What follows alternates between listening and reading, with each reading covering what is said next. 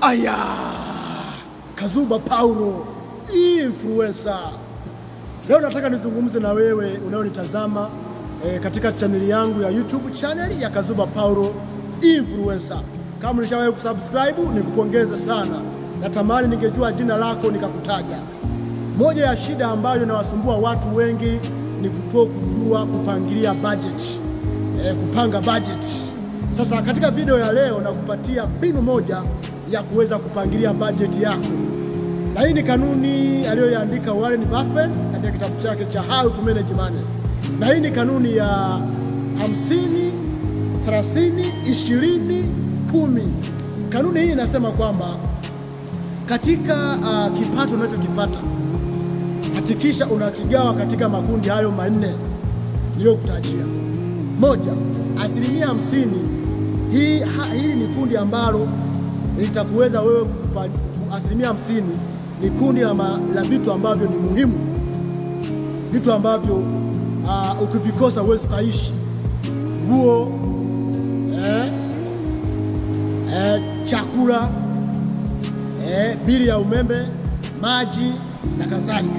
Kwa hakikisha 50% ya kipato chako unachokipata inakuwa katika matumizi ambayo ni maalum. Sisi tumeelewana hapo? Kanuni ya 30. Hii ni kanuni ambayo unatenga katika vitu ambavyo sio maalum. Yaani vitu ambavyo unaweza kuishi bila kuwa na hivyo.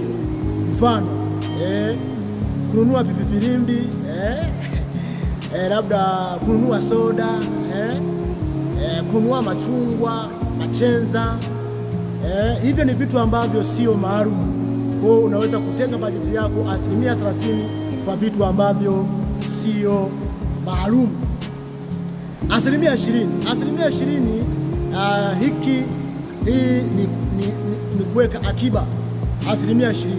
Kuhakikisha bubu lako unalopata, hakikisha kipato chako unachokipata unatenga 20% ya kuweka akiba. Kwa mfano kama unapokea 600,000, unaweza kuweka 200,000 pembeni na hizo nyingine 400,000 na kuweza kuzifanyia kununua vitu ambavyo ni vya muhimu na vitu ambavyo sio vya muhimu. 10%, hii ni kuweka hazina kwa Mungu. Unajua huwezi kupika hatua kama huwezi kutoa sadaka kwa Mungu. Kwa 10% ni ya wewe kuweza kupeleka kwa Mungu. Fungu la 10, usile fungu la 10. Kwa mfano wewe unapokea 200,000, hakikisha angalau hata 30,000 unazipeleka katika kutoa sadaka ili Mungu azidi kukuzidishia, ili Mungu azidi kukuendeleza. Hiyo ni kanuni ya Warren Buffett ya 50, 30, 20, 10. Sasa basi, kama unahitaji kuweza kupiga hatua, lazima uweze kupunguza vitu ambavyo sio maalum, ili kiasi chako cha akiba kiweze kukua na kizidi kuweza kuendelea.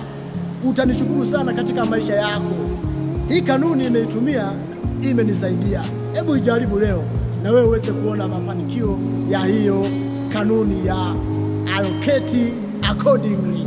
Mimi ni Dr. Kazuba Paulo, influencer. Asante kwa kunitazama. Tukutane katika video nyingine. Ciao.